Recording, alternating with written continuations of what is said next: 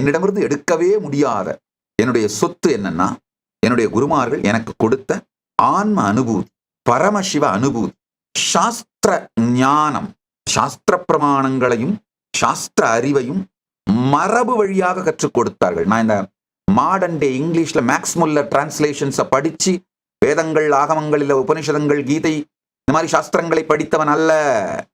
சாஸ்திரங்களையே படித்ததில்லை அப்படிங்கிறத பெருமையா நினைக்கிற ஆளும் கிடையாது. நான் இந்த மாடர்ன் டே குரு கிடையாது. மரபு வழியாக ஆசிரியர் உட்கார்ந்து பாராயணம் பண்ணுவார். அதை கேட்டு நாம திரும்ப சொல்லணும்.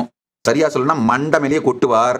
எப்படி முறையா மரபு பாடம், குருகுலத்து வழி அதே மாதிரி பாடம் கேட்டு நாம மனப்பாடம் பண்ணிட்டு வந்து அதை ஒப்பிச்ச உடனே தான் அதுக்கு பொருள் சொல்லுவார். அந்த மாதிரி மரபு வழி பாடம் கேட்டு வளர்ந்தவன்.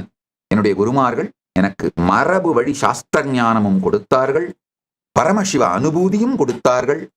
இத ரெண்டையும் மற்றவங்களுக்கு கொடுக்கிறதுக்கான அறிவையும் ஞானத்தையும் சக்தியையும் கொடுத்தார்கள்.